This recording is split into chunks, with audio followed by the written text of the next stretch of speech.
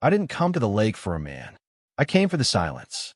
I came for the haunting, lonely call of the loons, a sound that seemed to understand the hollow spaces inside me better than any human voice ever had. My life was a carefully curated collection of quiet routines. Wake at 4:30, black coffee, data entry from the previous day. Out on the water before the mist had fully surrendered to the sun, my small boat, a familiar cradle on the dark, still surface. I was a man of observation, of meticulous notes and predictable patterns. The birds were my solace. They asked for nothing but my patience. For 3 weeks, the solitude was perfect. It was a balm, a thick, insulating layer between me and a world I had grown tired of trying to navigate. My cabin, number 4, was the most isolated, tucked into a cove fringed by ancient pines. It was small and functional, smelling of cedar and old wood smoke. It was my sanctuary. And then there was him, Caleb. He wasn't part of the silence. He was a disruption, a force of nature as potent as the wind that swept across the lake, turning the water from glass to steel. He was the caretaker, the owner, the landlord, a solid, unmovable part of the landscape I had rented for the season. I saw him from a distance at first, a broad-shouldered silhouette chopping wood with an unnerving, rhythmic efficiency. The sound of the axe splitting logs was the only human noise that regularly pierced my bubble, a sharp thwack that felt like a judgment. He moved with an economy of motion that spoke of years spent taming this wilderness, or perhaps being tamed by it. He was all corded muscle and sun-darkened skin, his face a mask of stoic indifference under the brim of a worn baseball cap. Our first real interaction was about propane. My tank ran dry in the middle of heating water for coffee. A minor crisis, but a crisis nonetheless. I had to walk the half-mile trail to the main house, a larger log structure where he lived. I felt like an intruder, a supplicant. He answered the door, wiping grease from his hands with a rag. He was bigger up close, taller. His presence seemed to suck the air from the porch. Need something? His voice was low, rough like stones grinding together. My propane is out. Cabin 4-inch, I felt my own voice sounded thin, academic. Reedy. He just grunted, a sound of mild annoyance. He didn't invite me in. He just turned, grabbed a set of keys from a hook, and strode past me toward a rusty pickup truck with a new tank already chained in the bed. He hadn't said a word, but the message was clear. You are an inconvenience. I followed him back to my cabin, walking a few paces behind his long, confident strides. I watched the way his shoulders worked beneath his flannel shirt. I watched his calloused hands heft the heavy tank as if it were a bag of groceries. He worked in silence, his movements precise and efficient. I just stood on my porch, feeling useless. When he was done, he straightened up and finally looked at me. His eyes were a startling shade of green, the color of moss in deep forest shade. They held no warmth, just a flat, assessing quality. You're the bird guy, he stated. It wasn't a question. Now, I'm an ornithologist, yes, he gave a short, almost imperceptible nod. Try to call before it's empty next time. Then he was gone, leaving me in a cloud of my own inadequacy. The distance between us was more than just a trail connecting our cabins. It was a canyon. He was the wilderness, raw and self-sufficient. I was the observer, the temporary academic with soft hands and a reliance on propane I hadn't earned the right to use. I built a fortress of assumptions around him. He was gruff. He was simple. He probably thought my work was a frivolous waste of time. He was everything I wasn't, and for some reason that I refused to analyze, it grated on me. It fascinated me. It terrified me. The silence I had come for was now punctuated by the thought of him. I'd see his truck rumble down the dirt road. I'd hear the distant whine of his chainsaw. Each sound was a reminder of his presence, his sheer physical reality in this world I had intended to be entirely my own. He became a fixed point in my observational data, an anomaly I couldn't categorize or explain away. The big, silent man who managed the edges of my quiet world. And I, the bird guy, watched him from the perceived safety of my academic distance, utterly unaware that the ground beneath my feet was about to give way. The storm didn't arrive with a warning. It simply appeared. One moment, the sky was a placid, hazy blue. The next, it was the color of a bruise. The wind came first, a low moan through the pines that quickly escalated into a violent shriek. Rain followed, not falling but thrown, hurled against the windows of my cabin in horizontal sheets. The lake, my calm, reflective companion, turned into a churning cauldron of black water and white-capped fury. My routine was shattered. There was no going out on the boat. There was no observing the loons, who had wisely taken shelter in some hidden inlet. There was only the storm and the noise. The world was a deafening roar of wind and water and the groaning protest of ancient trees. I spent the afternoon checking my research notes, tried to impose order on a day that had descended into chaos. But my focus was fractured. With every powerful gust that shook the small cabin, my carefully constructed solitude felt less like a sanctuary and more like a trap. The lights flickered twice, then died, plunging the room into a gloomy twilight. I lit a lantern, its steady, golden glow a small defiance against the rage outside. The crash was a sound I felt in my bones. It was a deep, guttural crack followed by a ground-shaking thud that vibrated up through the floorboards. It was closer than I would have liked. Much closer. I peered through the rain-streaked window, but all I could see was a maelstrom of thrashing branches and gray water. My heart, a frantic bird in my chest, beat a panicked rhythm against my ribs. The storm raged for hours. Night fell, but it was a night without stars or moon, an absolute and oppressive darkness broken only by the occasional, terrifying flash of lightning that illuminated a world gone mad. I made a small meal on my camp stove, the hiss of the gas, a tiny, comforting sound in the overwhelming din. I was alone, completely and utterly alone. The single dirt road leading out was undoubtedly blocked. The phone lines were dead. There was no one but me and Caleb, separated by a half-mile of violent, storm-tossed forest. It was a thought that brought no comfort. What could he do? He was just a man. Then I heard a new sound, a frantic, desperate pounding on my cabin door. It was barely audible over the howl of the wind, but it was insistent, human. My first thought was raw fear. Who could possibly be out in this?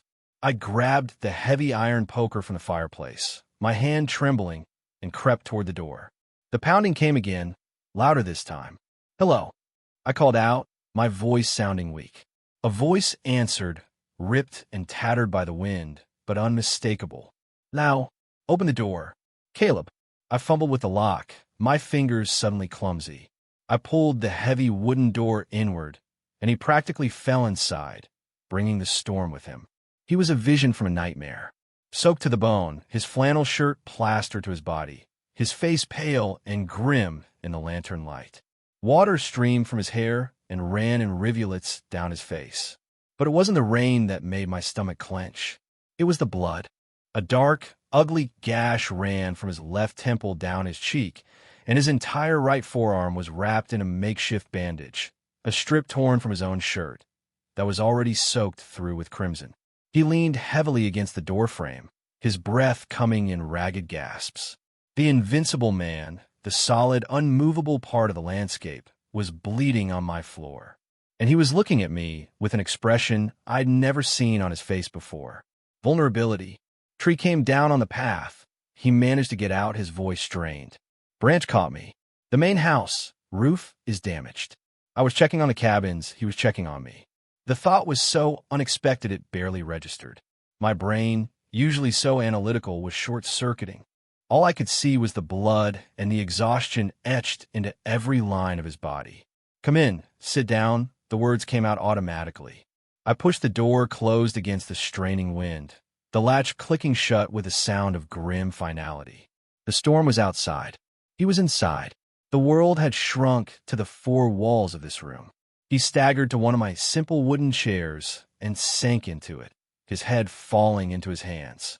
He looked utterly spent. The poker I was still holding felt absurd. I dropped it onto the hearth with a clatter. "Let me see your arm," I said, my voice steadier now. The scientist in me was taking over, the part that knew how to compartmentalize, to deal with a crisis one step at a time. This was a problem to be solved, an injury to be treated.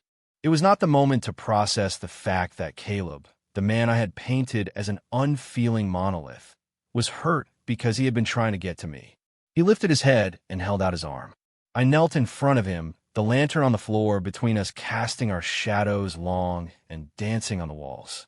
I carefully, gently, began to unwrap the sodden piece of fabric. The wound beneath was deep, a long, jagged tear in the flesh of his forearm, bleeding sluggishly but persistently. It was dirty, filled with bits of bark and grime. It needed to be cleaned.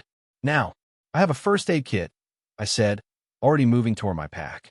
A good one. For the first time, a flicker of something other than pain crossed his face. Surprise? Maybe. He just watched me as I retrieved the comprehensive medical kit I always carried for field work. It felt strange, this reversal. I was the one with the solution. He was the one in need.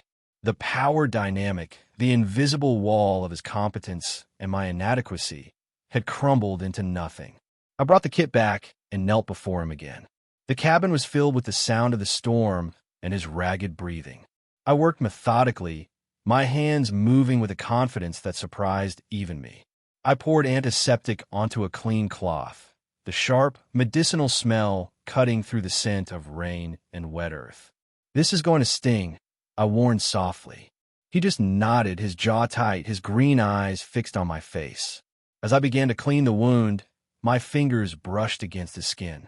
It was a jolt, a sudden, unexpected current of heat that shot up my arm. His skin was warm, solid, real, dotted with goosebumps from the cold, covered in a fine dusting of dark hair. This was not an observation from a distance. This was contact. This was the texture of his skin, the solid reality of the muscle and bone beneath my touch. My breath hitched. For a second, the entire world seemed to pause, the roar of the storm fading into a distant hum. There was only the few inches of space between us, the focused glow of the lantern and the shocking, undeniable sensation of my hand on his arm. I forced myself to focus, to push past the sudden, dizzying intimacy of the moment. I cleaned the gash with meticulous care, my movements gentle but firm. He never flinched, but I could feel the tension in his arm, the tightly controlled strength. I saw things I had never seen from across the lake. A faint, silvery scar that cut across his knuckles. The way the muscles in his forearm flexed with even the smallest movement. The weariness in his eyes was not just from the storm or the injury. It was a deeper, more settled exhaustion. A loneliness that seemed to echo my own. He was just a man, a tired, injured man. A man whose skin was unexpectedly warm against mine. After cleaning the wound on his arm, I moved to the cut on his face. This was harder, more intimate. I had to cup his jaw with one hand to steady his head, my thumb resting just beside his mouth. His stubble rasped against my skin. I could feel the warmth of his breath. I dabbed at the cut with the antiseptic wipe, my focus narrowing to that single point of contact. His eyes were closed now, but I could feel him watching me from behind his eyelids. The air in the cabin grew thick, heavy with unspoken things. The silence between us was different now. It wasn't empty, it was charged. I finished bandaging his arm, securing the gauze with clean white tape. My hands lingered for a moment longer than necessary. Then I pulled back, breaking the connection. The air rushed back into my lungs. "Thank you," he said, his voice quiet, rough. He opened his eyes, and the moss-green gaze that met mine was no longer flat or assessing. It was something else, something unguarded. "You should stay here," I said, the words feeling both necessary and monumental. "At least until the storm passes.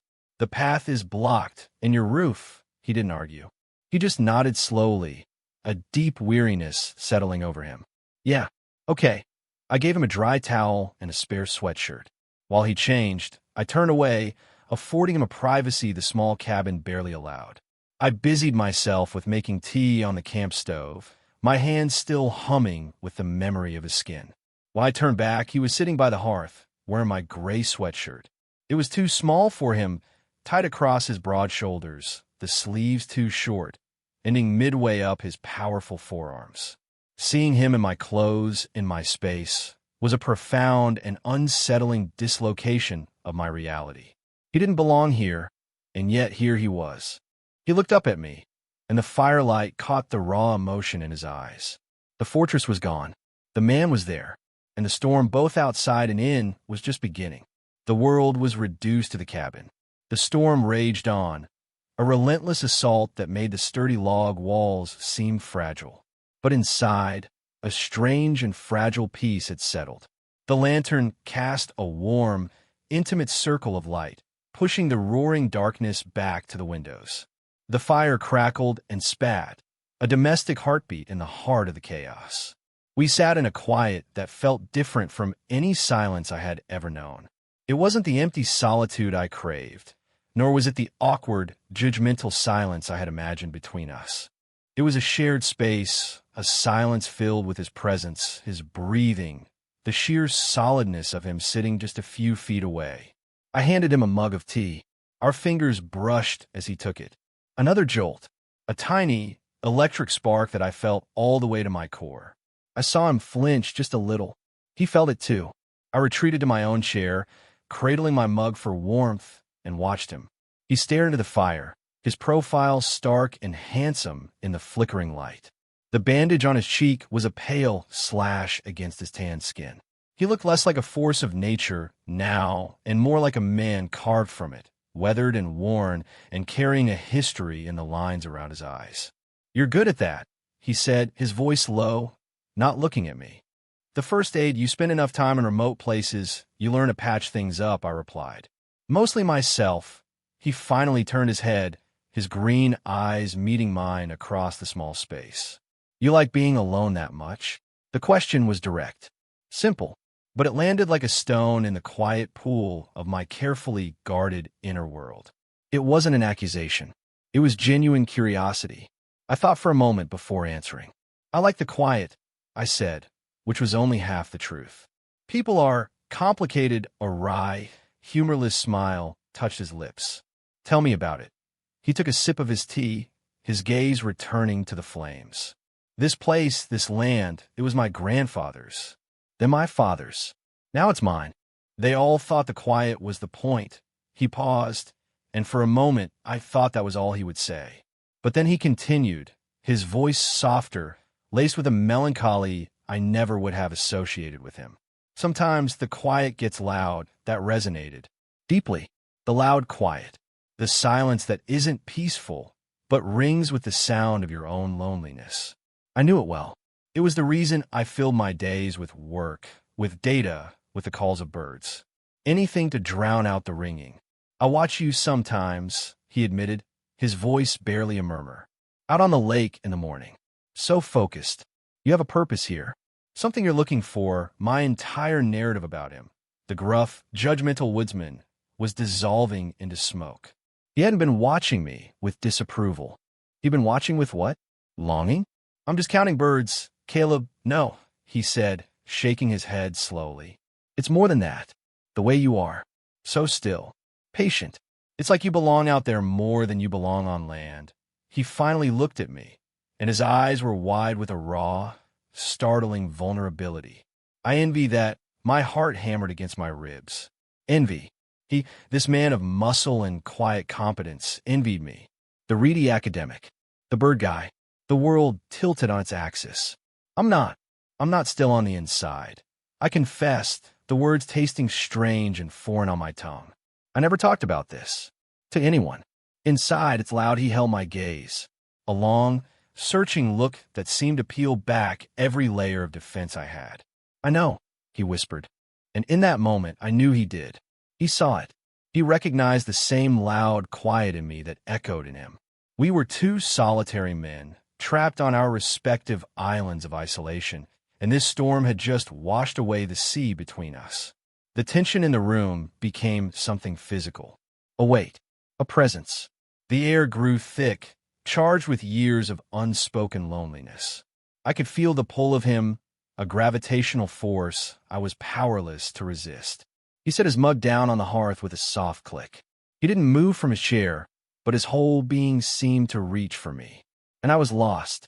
All the reasons to keep my distance, all the fears that had built my quiet life, they seemed like foolish, flimsy things in the face of the profound, aching recognition in his eyes. I stood up. My legs felt unsteady. I crossed the small space between us and stood before him. He tilted his head back to look up at me, his expression a question. My hand lifted, seemingly of its own accord, and I gently touched the uninjured side of his face. His skin was rough with stubble, warm from the fire. He closed his eyes and leaned into my touch, a small, almost imperceptible movement that was a complete and total surrender. My breath caught in my throat. This is happening. It's real. I knelt down in front of him, so we were at eye level. The world had shrunk to the space between our faces. The roar of the storm was a distant symphony. The fire was a blur of orange and gold. All I could see were his eyes, green and deep and filled with a mirror of the same desperate hope that was blooming in my own chest. He raised his hand and mirrored my gesture, his calloused, gentle fingers tracing the line of my jaw. His touch was hesitant, questioning. It wasn't a claim, it was a request, and I answered it. I leaned in and pressed my lips to his. It was not a kiss of passion, not a frantic, pent-up desire. It was slow. It was tentative. It was a question asked in a language beyond words. His lips were soft, chapped from the wind, and they tasted of tea and rain and something that was uniquely him. For a moment, we were just still, a soft pressure, a silent acknowledgement. Then, he sighed, a sound that seemed to release years of tension, and kissed me back. It was a kiss of discovery, a gentle, searching exploration. It was the most honest conversation I had ever had. It spoke of loneliness and longing, of quiet observation from a distance, of a sudden, terrifying, and beautiful collision.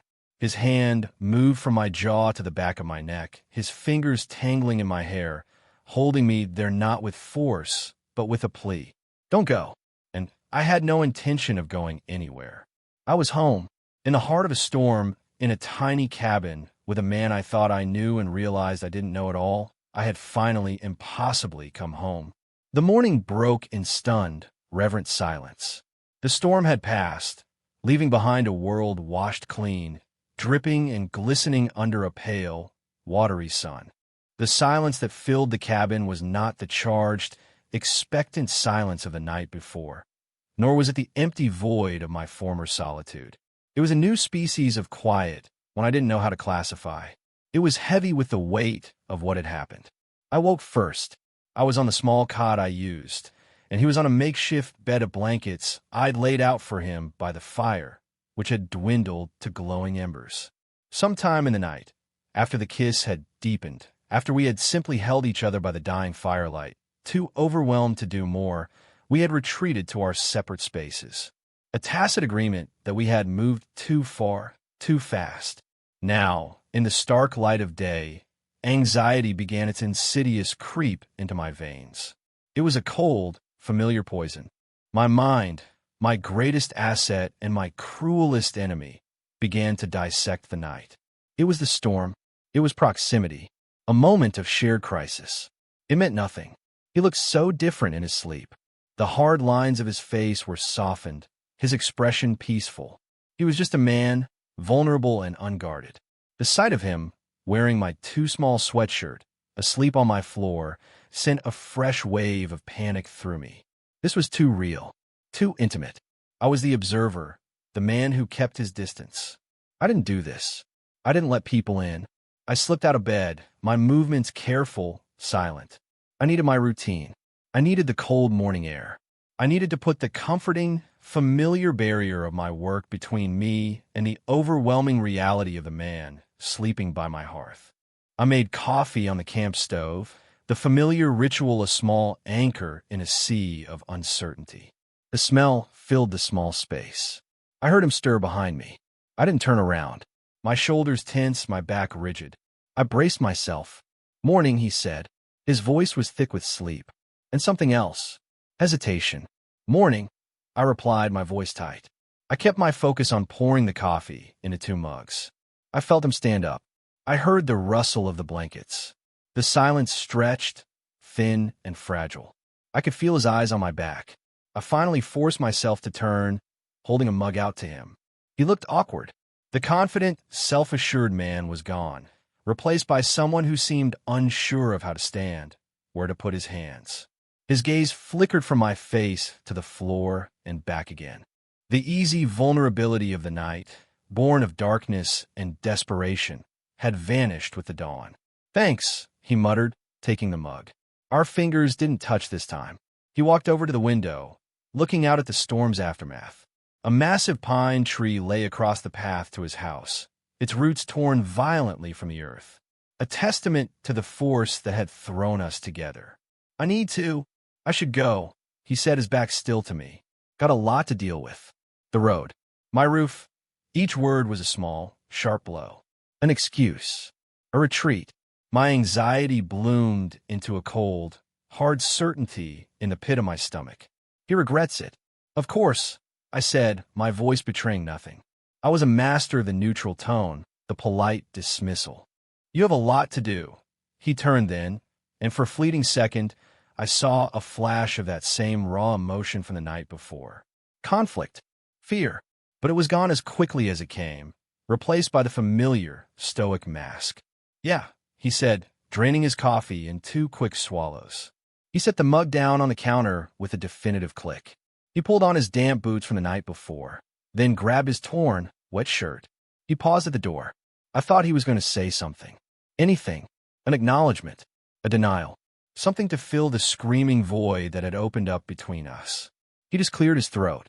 "Thanks for patching me up," and then he was gone. The cabin door closed, and the new, fragile quiet was shattered, replaced by the old, familiar silence. The one I had come here to find. But it was tainted now. It was no longer a sanctuary. It was an absence, a Caleb-shaped hole in the air. I stood there for a long time, my own coffee growing cold in my hands. The cabin felt hollow, empty.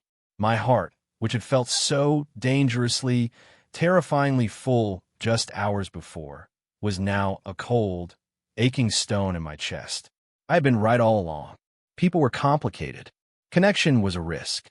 And I, the fool who had momentarily forgotten his own rules, was now left alone in the wreckage. The day passed in a blur of self-recrimination. I tried to work. I put on my boots, navigated the debris-strewn path down to the lake, and took my boat out. The water was calm again, a placid mirror reflecting the bruised sky. The loons were back, their calls echoing across the water. But the sound that had once been a comfort was now a mockery.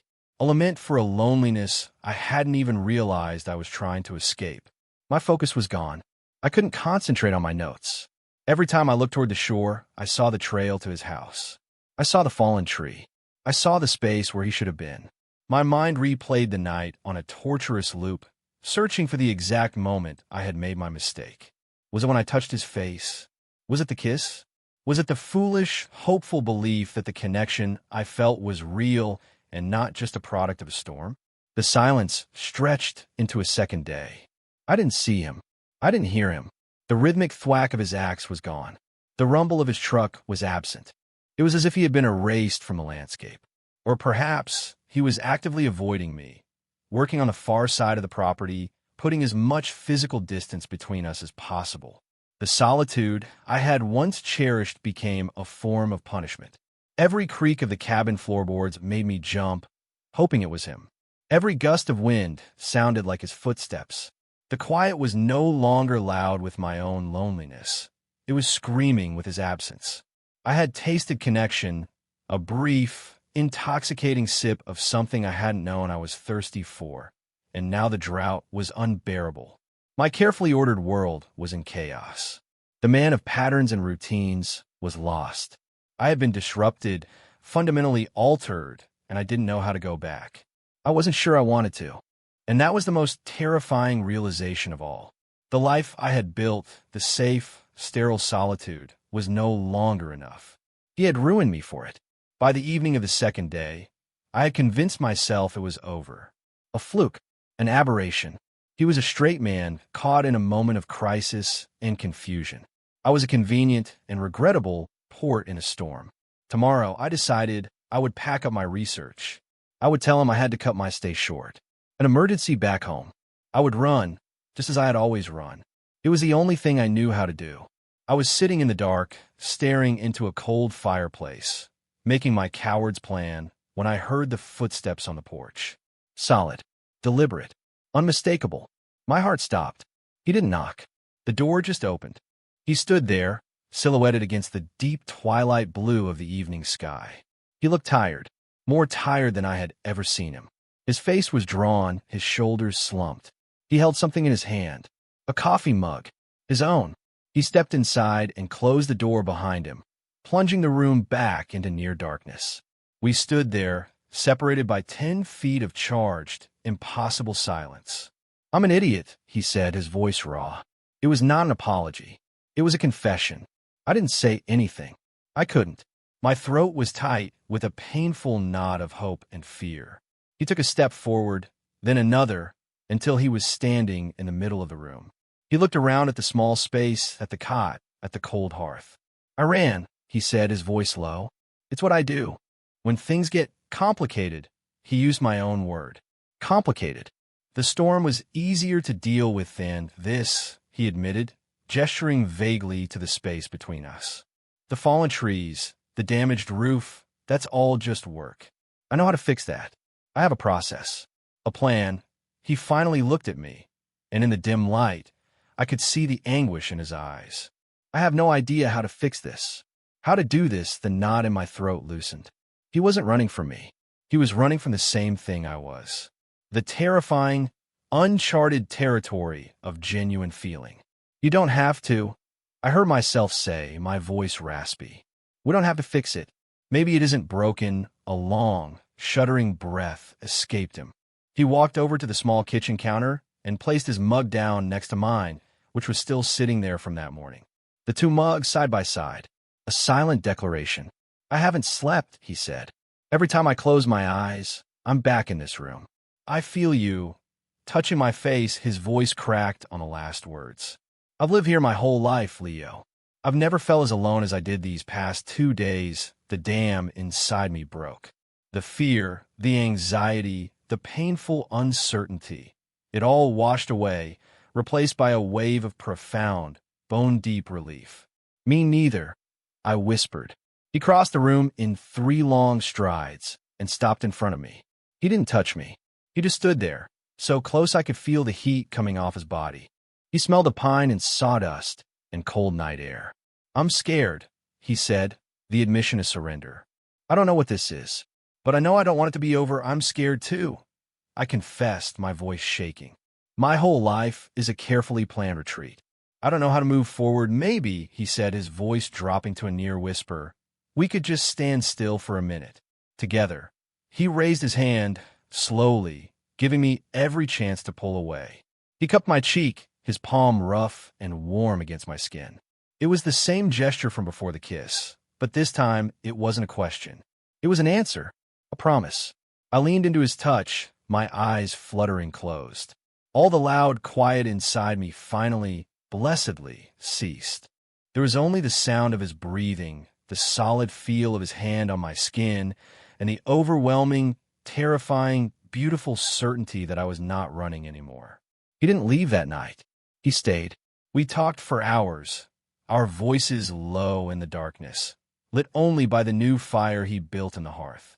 We didn't talk about the future, or what this meant, or how it would work. We talked about the past, about the things that had shaped our solitude.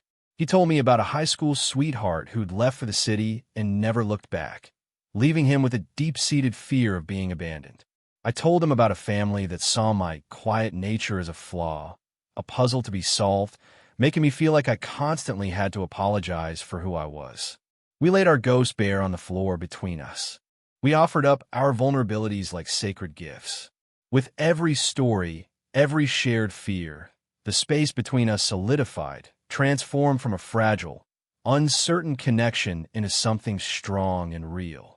Later, when the fire had burned low again, he stood and walked to the counter. He picked up his coffee mug, then looked back at me. "I'm going to leave this here," he said softly. "If that's okay." It was more than a mug. It was a key. It was an anchor. It was a promise of return. A tangible piece of himself left in my care. "It's okay," I said, my voice thick with emotion. He didn't sleep on the floor this time. He came to my cot, and without a word, I moved over, making space for him. It was a narrow fit. We lay on our sides, facing each other, his body a warm, solid presence against mine. His arm curled around my waist, pulling me close. I rested my head on his chest, right over his heart, and listened to its steady, rhythmic beat, a sound more calming than any loon's call. It was the sound of not being alone. And for the first time in a very long time, I slept without dreaming. The days that followed unfolded into a new kind of routine, a shared one. He would arrive at my cabin just before dawn, his mug in hand, and I would have the coffee ready. We'd sit on the porch, shoulders touching, and watch the mist rise off the lake as the sky bled from purple to pink to gold. The silence between us was no longer a void, but a comfortable, shared language.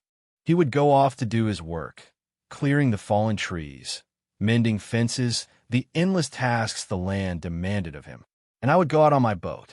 But something had changed. My work was no longer a refuge from the world. It was simply my work. My focus felt sharper, clearer, because the loud quiet in my head had been silenced. I found myself looking forward to the end of the day, to the sound of his truck rumbling down the lane, with an eagerness that was both thrilling and terrifying. He started joining me on the boat some afternoons. At first, he was just an observer, watching me with that same quiet intensity. But then he started asking questions. Not just polite inquiries, but real, curious questions about the loons, their calls, their mating habits, their migration patterns. He wanted to understand my world. He learned to distinguish the hoot of a territorial call from the wail of communication. He pointed out a nesting pair I had missed, tucked away in a reed bed he had known about since he was a boy. He was showing me his world, too. He took me on trails deep in the woods I never would have found on my own. He showed me where the deer came to drink at dusk, where an eagle had built its eyrie, the quiet, hidden places that held the soul of his land. He was a man made of this wilderness, and he was inviting me in, sharing its secrets with me. He was sharing himself. One evening, we were cooking dinner together in the small cabin, a comfortable chaos of chopping vegetables and sizzling pans. It was easy, domestic, a word I never would have applied to my life. He was standing beside me at the counter, and in a moment of casual intimacy, he reached over and brushed a stray piece of hair from my forehead. A simple gesture, unthinking, and yet it filled me with such a profound sense of peace it almost brought me to my knees. He let his hand linger on my cheek. "You know," he said, his voice soft and thoughtful, "I think this is the least quiet this cabin has ever been, and it's the most peaceful I've ever felt in it." I turned to him, and the love I felt for this quiet, solid man was a physical thing, a warmth that spread through my entire body. I leaned in and kissed him, a slow, deep kiss that tasted of familiarity and comfort and the promise of 1,000 more evenings just like this one. My research season was supposed to end in October. As September began to fade, a familiar anxiety started to prick at the edges of my newfound peace. The end date loomed, a deadline on our fragile happiness. I was the bird guy. I followed the migrations. It's what I did. I left. I try not to think about it, but the thought was always there, a shadow in the corner of my eye. Kayla must have felt it too, because a quiet tension began to build between us again. Not of distance, but of unspoken fear. One night, as we lay in the dark, he broke the silence. "When do you leave?" he asked, his voice carefully neutral. The question hung in the air between us. 3 more weeks. I answered, my own voice tight. He was quiet for a long moment. I could feel the tension in the arm he had wrapped around me. And then what? There it was. The future. The great, terrifying unknown. "I go back to the university," I said, the words feeling like a betrayal. "Around my papers. I go back." He pulled his arm away and rolled on his back, staring up at the dark ceiling. The loss of his touch was immediate, a sudden coldness. "Right," he said, his voice flat. This was it, the moment of truth. I could let the silence grow. I could let the fear win. I could pack my bags in 3 weeks and walk away from the best thing that had ever happened to me, retreating to the safety of my old life. Or I could be brave. I rolled over and propped myself up on my elbow, looking down at his face in the faint moonlight filtering through the window.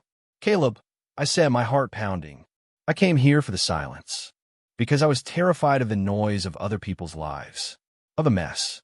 I built a whole world for myself where nothing could touch me." I took a breath, the words tumbling out. "And then you came along. You were a storm. You crashed into my quiet little world, and you broke everything. And I have never been so grateful in my entire life." He turned his head on the pillow to look at me, his eyes wide and shining in the dark. "I don't want to go back," I whispered, the confession feeling like jumping off a cliff. "I don't want that silence anymore. I want this.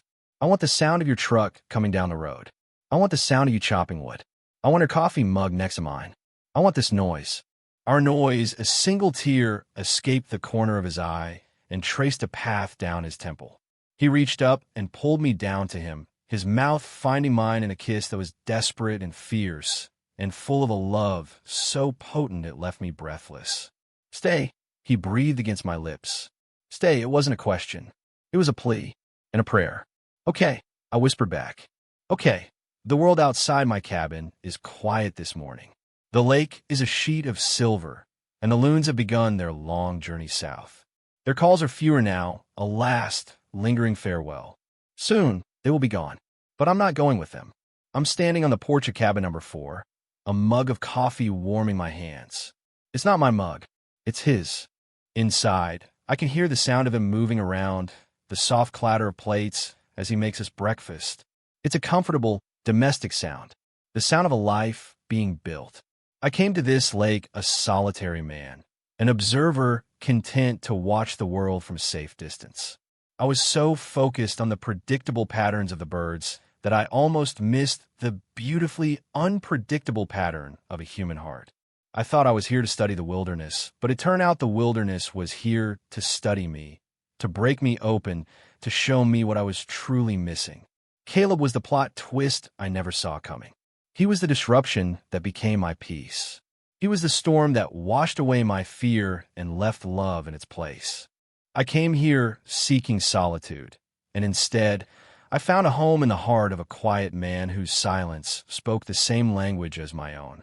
And I have finally learned that the most beautiful sound in the world isn't the call of a loon across a lonely lake. It's the sound of a key turning in the door and knowing you're no longer alone.